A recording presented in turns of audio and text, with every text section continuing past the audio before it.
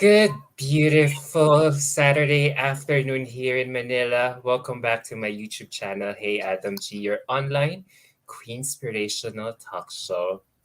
And we're still on with my Miss USA 2022 live chat series. And for sure, you already know who I am going to interview. She's the first ever Filipina to win the Miss New Mexico USA crown. And all hopes are already pinned on her as she tries to duplicate the same feat on the Miss USA stage very, very soon. To be honest, this South California native traces her roots in Surigao del Sur and has in fact spent a chunk of her life joining a lot of pageants since she got so interested about it. In fact, it finally took her 8 years to achieve her dream of winning the Miss New Mexico title, New Mexico USA title. So here she is. I am so honored and privileged to be given this opportunity to chat with her live all the way from New Mexico, USA. Please say hello to Miss New Mexico, USA, Suzanne Perez. Hi, Suzanne. Hi, hello everybody. Oh my gosh, it's so exciting to be here interviewing with you, and just hello to everybody in the comments from the United States to the Philippines. Thank you so much. No, Thank you so thank much you. for Thank doing you. for making the time and effort in doing this interview with Of me. course, of course. Yeah, Miss Suzanne. I've wait. I've never thought that you have been competing in pageants all your life because as I was doing a lot of research about you, you joined a lot of pageants already in the Yes, past. Yeah. I So did. wait, yeah, so let's get into that in a little while. But how do you feel I feel about the sudden interest that a lot of Filipino pageant fans have on you right now? it is extremely overwhelming, but not in a bad way, overwhelming in a very grateful and exciting way. When I won Miss New Mexico USA, I knew the Philippines loved pageantry, but I didn't know that I would gain so much support overnight. So the fact that I get to not only represent New Mexico, but represent, an entire community of Filipinos in the US and the Philippines, it's absolutely surreal. So, the support that I've gotten, the love that I've gotten has just been crazy since then. Oh, that's very nice to hear. So, wait, before we proceed with the interview, can you give us a little intro about yourself for the benefit of my viewers who may still do not know about you that much? Yeah, so hello to everybody watching. I am Suzanne Perez. I am 25 years old. I'm Filipino American, and I am the first Filipino to win the title of Miss New Mexico USA. But aside from the glitz and glamour of the pageant, I have a career in speech therapy. So I graduated with my degree in communication sciences and disorders, and I'm currently taking up my master's right now at Eastern New Mexico University to eventually become a speech language pathologist, where my two biggest dreams in this entire world is to become Miss Universe and to open up my own rehabilitation clinic for pediatrics for therapy. Oh, have you always wanted to become a beauty queen? Oh, me? Yes. I mean, I grew up, the Philippines, like I always say, it's just pageantry is so big. So, from the moment I was born, pageantry has always been a huge thing in my life. My mom was a beauty queen back then in her province. So, it carried on in my roots. So, I competed for the first time when I was 16 years old. And when I tell you, I could not walk, I could not talk, I could not speak. I had severe anxiety to the point where, I couldn't even say hello to certain people because I was so nervous. But with the idea of beauty pageantry and the empowerment that it holds, I transformed myself completely through pageantry. So I would say, being a beauty queen has always kind of been in my blood, but it's transformed me into the person that I am today. Yeah, we can really see that in you because yeah, as I was mentioning earlier, you joined a lot of pageants already. I thought Miss USA is your first ever national pageant, but I didn't realized that you are already a pageant veteran of sorts. Guys, did you know that she competed in Mutianang Pilipinas back in Yes. 2017, where Yes, she placed top in the top 12? yes, that was a great experience. That was, I got to go to the Philippines. I got to really experience pageantry in the Philippines, which is why I know how big it is, how important it is. But I absolutely loved competing with Yana Filipinas. That was where I had the opportunity to meet Catriona Gray because she was one of our judges at that time. And at that time, I always knew I wanted to pursue Miss USA, but because of the westernized beauty standards, I kind of held myself back because I didn't see myself as becoming Miss USA because of the way that I looked. And Catriona Gray actually spoke to me about defeating those beauty standards, rising up against them, and being proud of who I am, and seeing her go on to become Miss Universe just later on. That Yes. inspired me. You know what? If she did it, so can I. So Mutianang Filipinas is an experience that I'll forever hold because of, what I was able to experience and that interaction that I gained with Miss Universe. Wait, I have a question. Since if Yeah. it was your goal to join Miss USA, if it was your long-term goal to join Miss USA, then why did you hop countries to join Mutianang Pilipinas when you could have probably enriched yourself with more pageant experiences in the US? Yeah. Sorry. Yeah, no, of course. Well, I competed in a lot of cultural Filipino pageants because, a priority for me was making sure that I was proud of my culture and I was really showing that in the things that I do. Miss USA has always been my goal, but it wasn't until this year where I knew that I was 100% ready to go for it. I felt that I was mentally and physically prepared this year, which is why it did take me a while to go back into the USA system and compete. However, all the other experiences that I've had has molded me into, the beauty queen that I am today. So, by going to the Philippines, experiencing over there, joining a lot of other cultural pageants and working my way up, I was able to really cultivate myself into the woman that I believe is, ready to stand on the Miss USA stage. So your love for pageants stemmed from your mom as she Yeah. instilled it in you. Mm-hmm. Yeah. I always say that she's living vicariously through me right now. So now that, because, have you realized it? It took you, what, 8 years to finally reach your dream title. So how does it feel like looking back on everything that you have been through on those pageant stages? Yeah, so to be completely honest, my journey in pageantry hasn't always been uphill. It's been a roller coaster of emotions. There were so many times where I doubted myself, where, I lost my self esteem and I didn't fully believe in myself when it came to competing in pageants. So every day I wake up now and, there are moments where I still doubt myself and I still feel like, how is someone like me making it to Miss USA? How did I do this? But then I remember who I was 5 years ago, the beauty queen that was competing 5 years ago, and knowing that the person I am now is who Suzanne years ago in pageantry would have looked up to completely. So it's just so many moments of gratitude when it comes to looking back at how far I've grown through pageantry. Exactly. So, I'm curious to ask, since you both competed in the Philippine and American pageant systems, what's the difference? Or is So, there any at all? I would say, competing in America and competing in the Philippines, they're both such empowering experiences, but I cannot lie, the intensity of it in the Philippines is just on a whole nother level. The support you get from the people, how many eyes are on you. I remember just, walking out of the bus at Mutianang Filipinas and having, hundreds of people snapping pictures of you.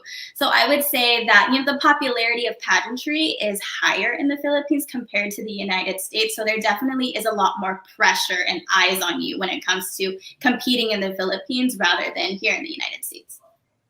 Yeah. Yeah. But who knows? Yeah. Who knows? If you come back, who knows? You might come back here as a judge. But, let's go back to your latest pageant, Miss USA. So there's a pageant date already. I October know. Oh 3. my goodness. October 3 in Las Vegas or in Reno, Reno, Nevada. Nevada. Yes. So how have you been preparing, or does it for the competition, or does it still come harder for you considering that you've been competing all your life?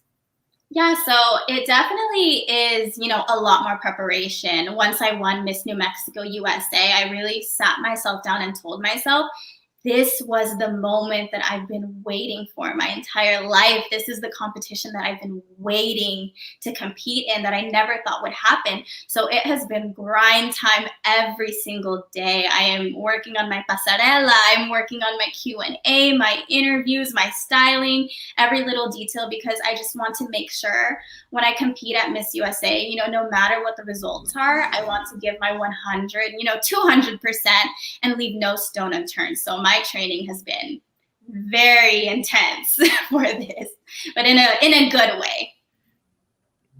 For sure, for sure.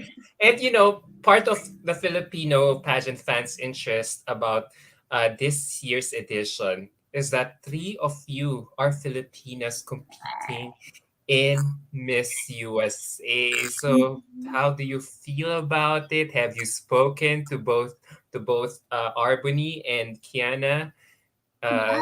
last time? Yeah, so I am just so honored and grateful to be part of the three that's competing for Miss USA. And, the love and support that we all have gotten has been crazy. And it just makes me so happy that we get to bring that representation on such a large stage. I had the privilege of meeting both of them. So when we went to Cancun, I met Miss Hawaii USA, Kiana, and she is the absolute sweetest person in the entire world. I love her to death. And I actually went to Texas to watch Miss Texas USA to show my support for Arbany because, the Filipinas have to stick together. So I got to watch her win. I got to talk to her after the crowning. She is amazing as well. So I'm just grateful to be part of such an amazing three that are competing. Yeah, that is the question Ian is asking. She's Ah. interested to know if you have reached out to Miss Texas already. Yes, And then before we proceed, can we give a shout out or engage some of our viewers who are watching us right now? Will Buhain is watching us right now. Thank you, Buha. Actually, he's the guy who suggested that I should interview you three girls Yes, on I my love platform. you, Will. Thank you so much for making this happen. You've been so supportive through, social media from the moment that I won Miss New Mexico. And it's just, people like you that just make me feel so happy to be doing what I'm doing. And it just brings purpose to pageantry. So thank you, Will. Oh, yeah. Thank you so much for connecting me to giving me this brilliant suggestion to interview Miss Suzanne. And then from Trebor Perez, I assume you know her because she says, "Hello, ate, haha." Oh my gosh. Hello to you. And there's just so many family members, hundreds and hundreds of family members that have been reaching out to me. So I'm just grateful for their support and their never ending love. From Will Buhain, thank you for this interview again. From Dil Cuerdo, go Suzanne. Um, from Ariel Anino, he's asking, what are your thoughts about our representative Celeste I Cortez? love her. When I say I love her, I really do absolutely adore her. I've actually, been watching her since she competed for Miss Philippines Earth. And I just see her as someone that is, so beautiful on the outside, but also so beautiful on the inside. When she speaks, she has so much substance to her, so much confidence. And I think she's a great representative for the Philippines. So I love Celeste. There you go. And then from Margaret Arcon, napanood ko ang Q&A niya. Do you understand Filipino? Do you speak Opo, Filipino? opo, marunong Oh, po. that's nice. So napanood ko ang Q&A niya, magaling siyang kumuda. Do you know what kuda means? I got everything up to kumuda. I don't know what kumuda means. Speak. Oh, Like speak. she's very good in Watch speaking my on Q&A. stage. Like she can eat the microphone alive. Thank you so much. That means a lot to me. When I get Q&As, I really just try to speak from the heart, and I think my passion shows every time I answer. So thank you. I'm curious to ask, how do you Now that you've been competing in a lot of pageants, and as I research more about you, you're not just that typical beauty queen who just flaunts her physical assets or wears on stage. But as I read more about you, you have been doing a lot of charity work Yes, well, mm-hmm. in all your pageants. And let's face it, all these charity works are making pageants relevant right now. It's making pageants in vogue. So I wonder, how did you nurture this gift? Or like how were you able to develop this kind of habit or practice to give back to your people in the community, in your community? Yes. So growing up in America as a Filipina American, I always felt like I was sort of the underdog growing up. I went to schools that were predominantly white. Sometimes I felt left out of place. So because of that, I've always just felt the need to represent the underdogs, represent people who feel like they don't have a voice in society. And because of that, I feel like that's why I do what I do and why I place so much emphasis on standing up for others, helping others, having a heart for other people, and making sure my journey through pageantry isn't just about physical appearance. It's not just about wearing a crown, having the most amazing walk. It's about having a heart for the people that you get to influence. So it's just always been instilled in me because I grew up struggling to find a place to fit in. So I always want to give back to those who feel that way as well. When you say you had a struggle back then fitting in. So were you bullied? Did you experience discrimination? Yeah, so like I said earlier, I did go to schools that were predominantly white. So while I did face a little bit of bullying, but I did face quite a bit of discrimination. I always felt like people didn't see me for my capabilities and that they, placed the fact that I was a woman of color against me. And, it really shines through, like the little racial discrepancies that show through when I was younger. But, I actually went blonde for so many years of my life because I wanted to change myself into trying to fit that American standard. But for Miss New Mexico USA, I went back to my natural hair color. I embraced my morena color. I embraced my heritage and realized that, people who look like me, this is who I need to stand up for. This is who I need to represent, which is why, I've grown so much through it. And now that you now have that platform, what does this say about your win in New Mexico? Because you're a true blue Asian who just won Yeah. this coveted title in your state. So what does this say about Americans probably finally opening up Yes, I think on this is diversity and inclusivity? Yes, definitely. So I always, no matter what I do, the number one thing I strive for is inclusivity and standing up for diversity and cultural differences and making sure that we're accepting every difference in beliefs, values, religion, color.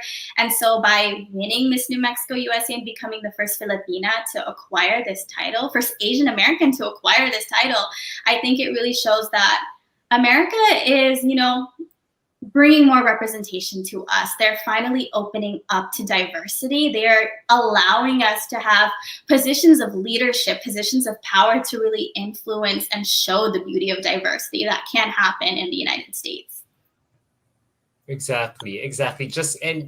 Who and I think your country is really making huge improvement so far, considering that just 2 years ago your country is facing a lot of social issues like Black Lives Matter, Stop Mhm. Asian Hate, and now that you are winning Miss New Mexico, and now you just won this coveted title, it really gives the whole thing a fresh perspective Yes. that probably the Americans are open to change. Yes, yes. I'm glad that I get to be, part of that change that's going on right now. True. So, like I said earlier, you have developed this habit of giving back to your community. For all those young aspiring beauty queens who are watching us right now, how were you able to how did you find your power from being a misfit to someone proactive in helping her community or fellow kababayans in trouble or in need? Because it usually, it's usually a long, tedious process.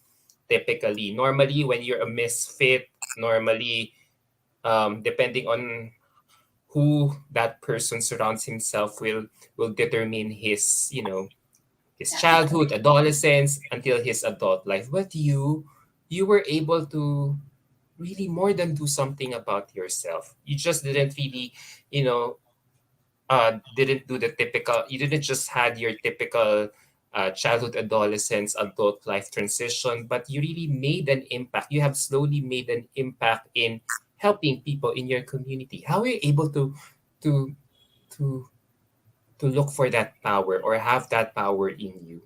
Yeah, so I mean, you hit it right on the head when you said it's important to surround yourself by people who, who bring you up to that level. So it did take a lot of self-reflection for me in order to find that power. I think it's important for everybody who's, struggling right now to find that power within themselves, to know that it's already within you. You just need to have the confidence and the strength and the empowerment to bring it out of you. And you're not going to get that by trying to be somebody else. You're not going to get that by trying to mold yourself into being somebody who you think has that power. It is already within you. So once I self-reflected for so many years, I found that within me.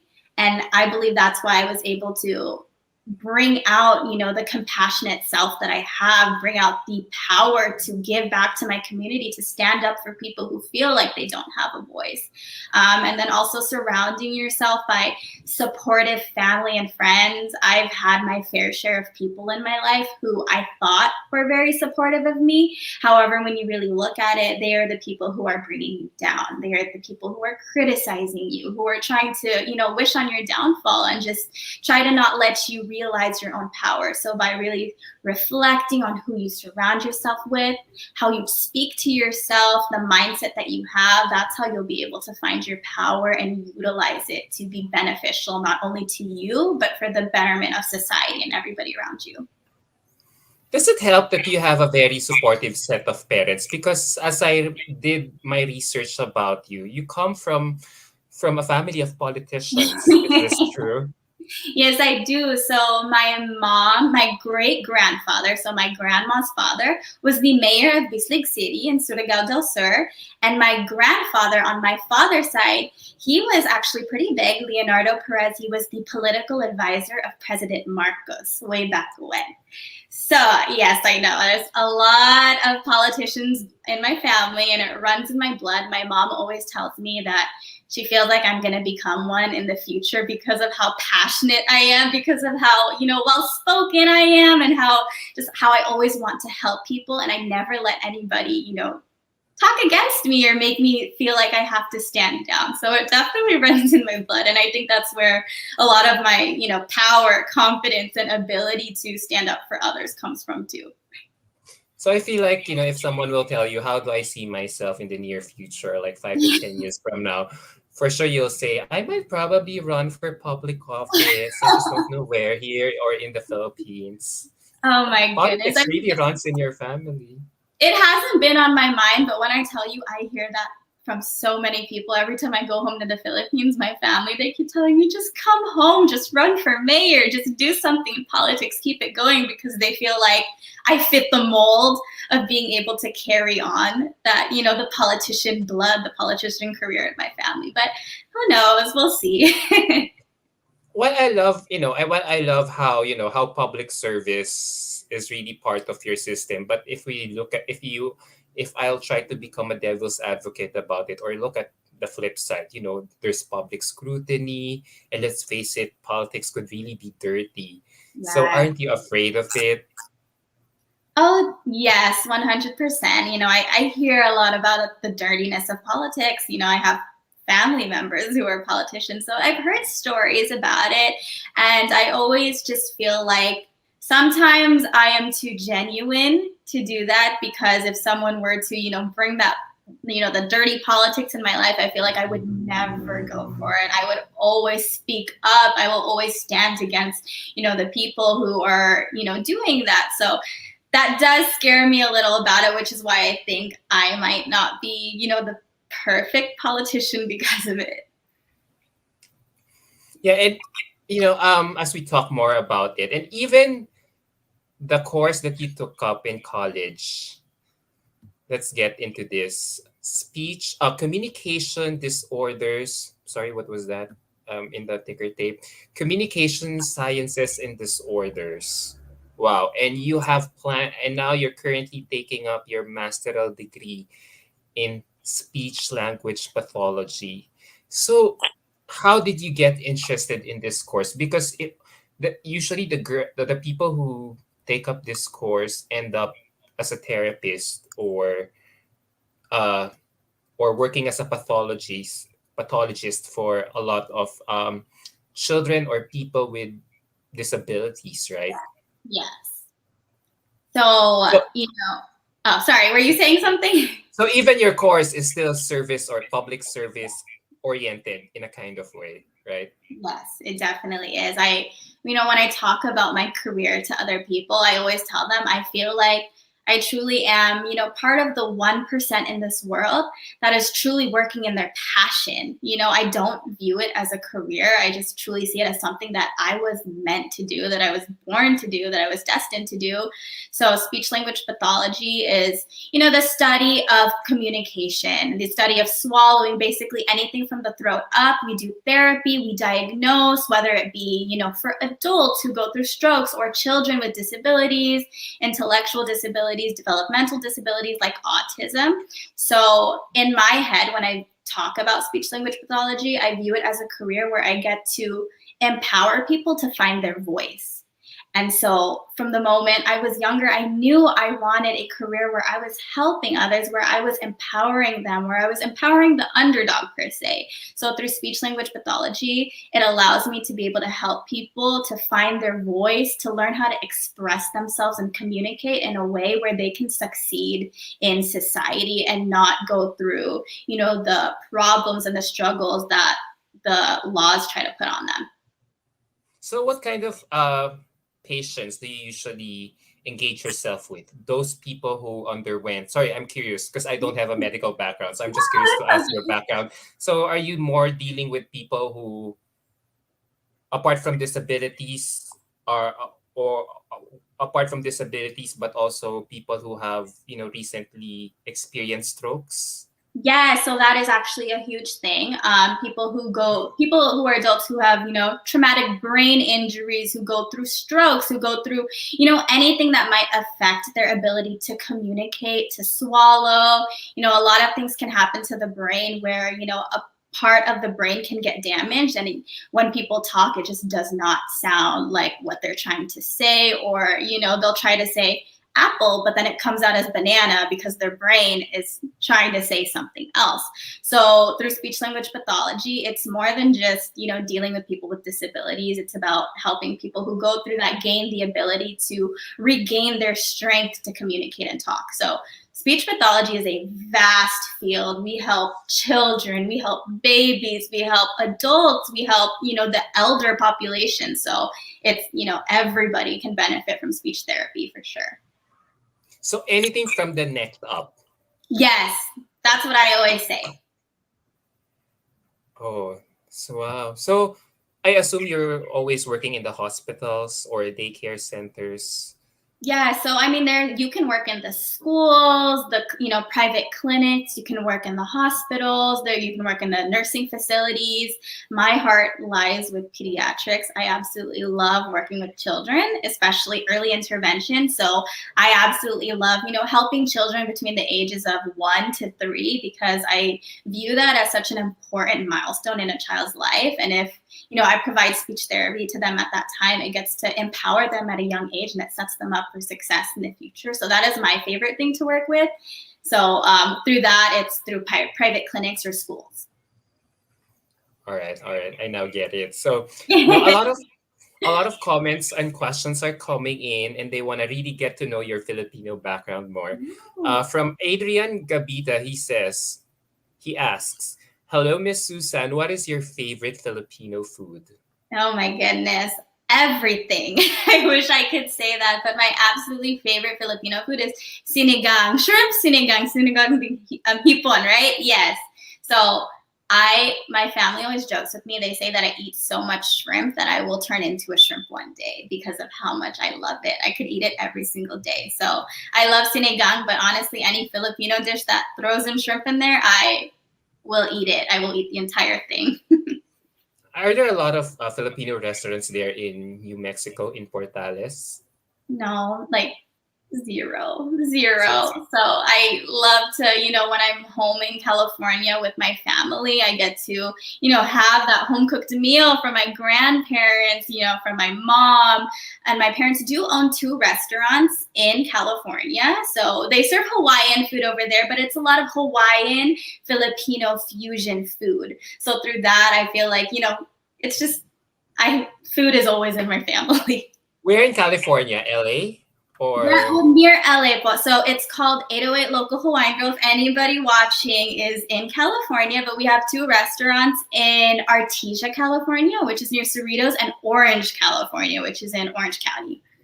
oh, I'm no, I'm familiar with LA because I've always been going to that place. In fact, I just went there last May for a pageant coverage.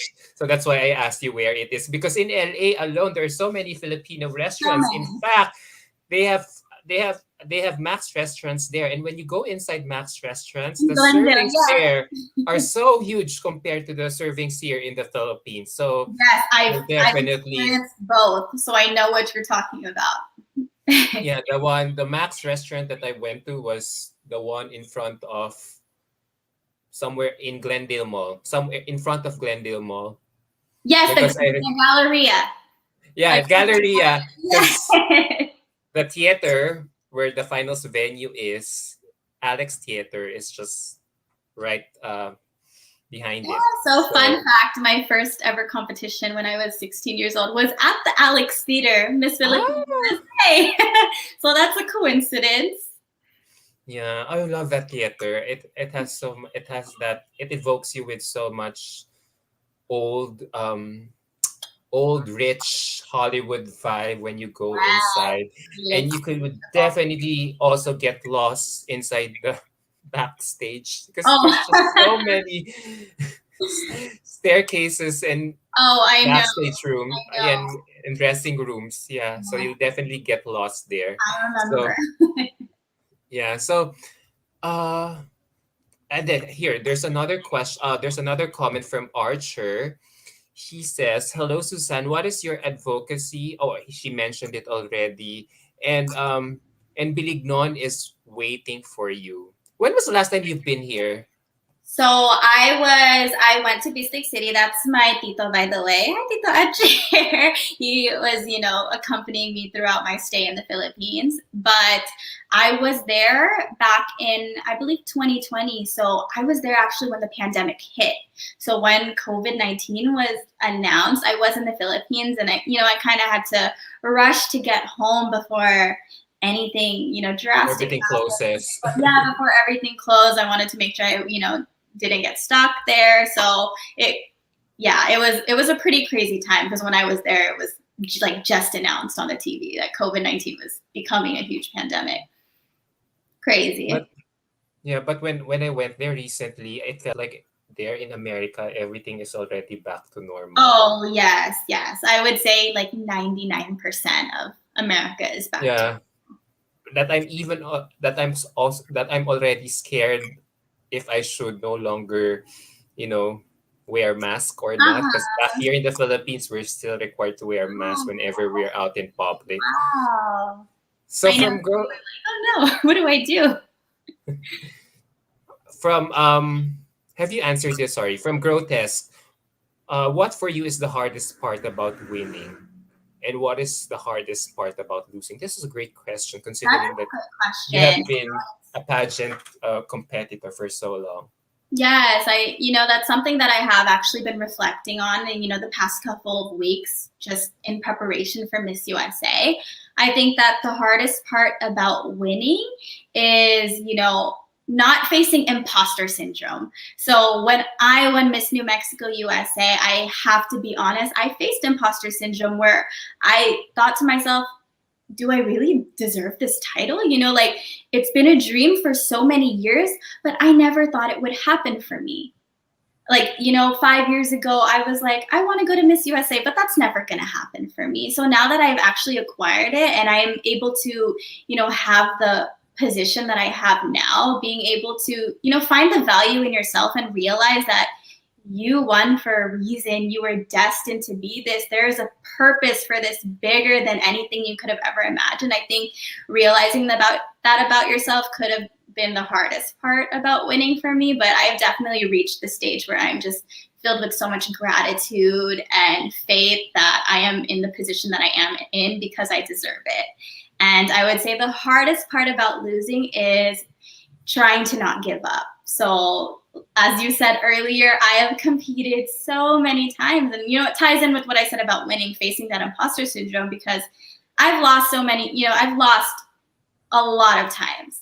And being able to wake up the next day and tell myself, this is something that I still want to do. This is something that I want to go for, instead of facing those negative thoughts that are telling you, you know, you didn't win because you weren't good enough. You didn't win because you look like that. You know, you weren't pretty enough. Your weight wasn't good enough and all that stuff. I think being able to turn off all those negative thoughts and, you know, comments that people might say about you has been the hardest part about losing, but being able to learn from it and grow from it is what you can gain from losing.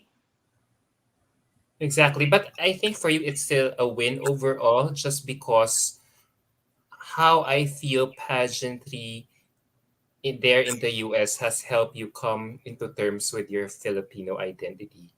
Yes. Because let's face it, we're still being looked down upon. Our race is still being looked down upon there.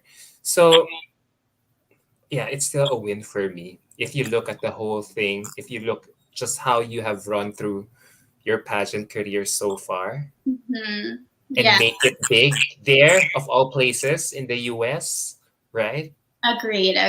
So I always remind myself of that. You know, the fact that not only am I competing at Miss USA, but I am bringing Filipino representation to the United States, something that, you know, we've been lacking in for so long. I am already a winner because I am bringing so much support to my kababayans. I'm, you know, bringing pride to my Filipino heritage. So regardless of what happens, I can say with, you know, 100% honesty, I am so proud of, you know, how far I've gone, how far I've achieved, and the message that I get to send not only to, you know, people of color living in the United States, but all around the world, just by being, you know, a girl that's brown, a girl that's Asian competing in something so big.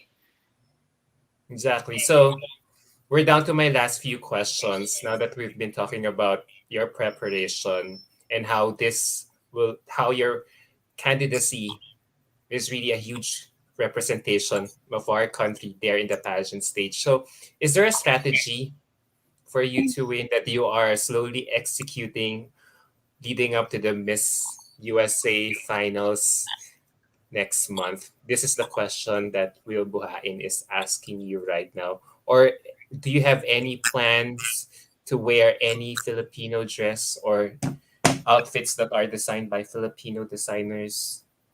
Yeah, so I don't want to give out too much information because I want everything to be a surprise, but I always make my basis about my Filipino culture because of the representation that I get to bring. So a lot of what I'm preparing for and my strategy for Miss USA will be centered around my Filipina heritage. So, you know, by wearing Filipina designers, by, you know, embracing my culture, by talking about my culture and just really focusing in on that, I am bringing that to Miss USA. I can say that. And as for, you know, my strategy, I am going in as 100% me. You know, I'm training every single day. I am working really hard for the crown. However, my strategy is to just be grateful for the experience and go in knowing that I've already won. So that is my personal strategy for acquiring the Miss USA crown. I agree with you. I agree with you. Regardless, whatever strategy that you have in place, I still feel like you girls will still end up getting surprised. Just how Miss USA has been running its finals night since IMG took over. It's always unpredictable. Like you don't know what they're looking for in a winner on a yearly basis or year in and out, because that's why that's why I already stopped making leaderboards about Miss USA, because I You just never could not know. predict. I just do not know what's going through the, because this is what I've noticed. Miss Universe, I can somehow easily see who's leading the pack, who the front runners are. But in Miss USA, regardless if somehow the front runners don't end up winning, just basing it from From the what you've recent observed. winners. Yes. Not just heard, but from how they selected the top five. It's like it's always someone's gonna be, stealing someone else's spot in the long run. And now that I'm looking at the leaderboards right now, you're part of their top picks. You're in their 10th, 9th, 12. So I'm curious to ask, does a girl like you get affected by seeing everything, those leaderboards on social media? Do you allow them to get in your system, or you just you just you're just so unbothered You about know, it? if you were to ask me a year ago, I would have said, yes, I get so bothered by them. I let it completely destroy my self esteem if I'm not seen as number one. I question my own worth. I question whether I'm good enough. But now, no, I have seen these top picks. I have seen these leaderboards. And, I'm grateful for people who are putting me on them. And, and the people that aren't putting me on them, it does not bother me and affect me, because at the end of the day, I really believe that every single girl competing at Miss USA is so worthy of the title. I have met, most of the girls, and everybody is so deserving, so worthy. So at the end of the day, a leaderboard or a top pick, it doesn't mean anything when it comes down to the pageant. I really believe that if I'm destined for the crown, if it's something that's part of my destiny, if it's meant for me, then it'll be for me. And I will know that, I put in the work for it, regardless of what other comments will ever say about me. And, if it's meant for somebody else, then I am so happy for them and, will forever be grateful for the opportunity. So, yeah, 1 year ago me would be devastated. Today, I block it out, just grateful, just filled with gratitude and happy to be here. I really have a feeling you will do well. Oh, Yeah. thank you. That Because means a lot coming from you. yeah, because I feel like you have learned so much from your pageant career that it's such a shame if they won't allow you at least to get in the top 15 or top Oh, 16. thank The way you. you have run your life around public service or community giving is very IMG. That's just my opinion. So we're down to my last few questions. I'm wrapping this up because I know it's getting late there. It's almost 11 p.m. But there's a good question here from Mashas Luz. He says, if you win Miss USA, what is your advocacy that you can contribute to the Philippines or in our culture? Yeah, so that's a great question, by the way. But, if I were to win Miss USA, the advocacy that I can contribute to Philippines culture is just by bringing Asian representation to the stage, by, being in a position of power, being able to inspire other, Filipinas growing up in America to rise against the adversities that they're going through, to rise against the barriers, to break the ceilings that they might be experiencing in America, and truly go for their goal, go for their dream, regardless of, what the standards are in America. So I think that by being Miss USA, I will be able to be that voice for Filipinos, not only in the United States, but all over the world, to just really push for their dreams and not let anything stop them from attaining On that note, it. thank you so much. Oh my goodness. Thank Wow, I felt like you answered all my succeeding questions. Why should be the next Miss USA?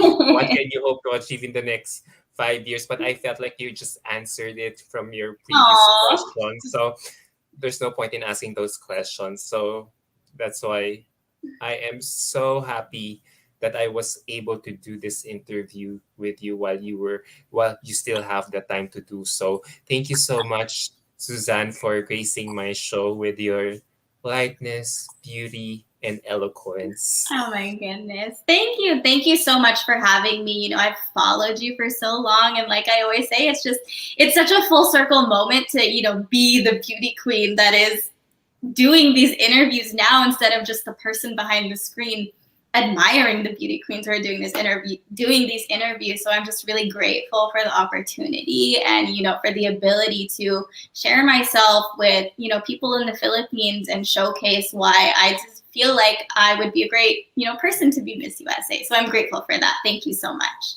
If you ever reach top 8 in Miss USA, for sure you will do well in their roundtable discussion or segment. I can I'm already predict hoping. that.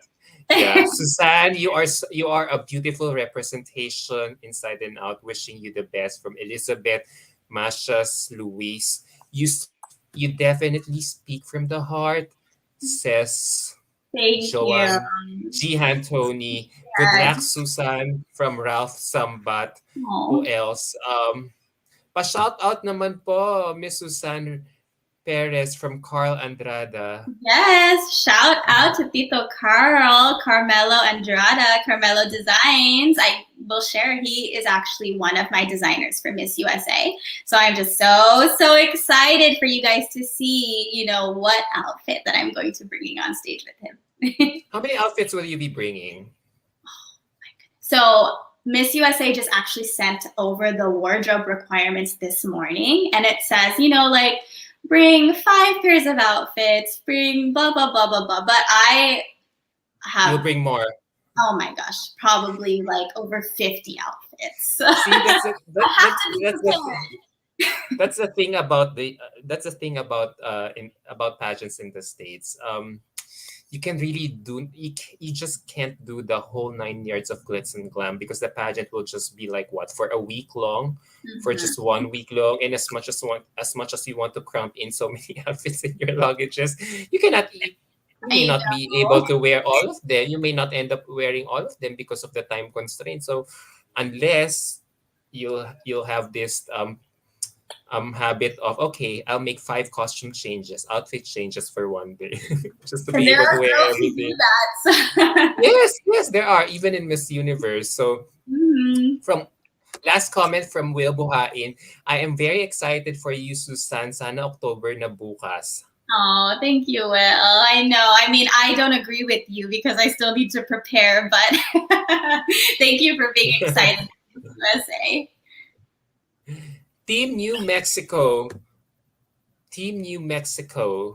Yay. Miss you pageants watching here. Love you. Thank you so much, Javi. Good job, Susan from Dale. Oh, thank you, Dale. Let's go get the crown. Hopefully, our kababayans help on voting will make her in the semis. Is there a public voting for Miss USA? So there's a People's Choice voting, and it's $2 per vote. So whoever wins, the People's Choice goes to the top 16. Yeah, there. It's paid. Yeah, $2.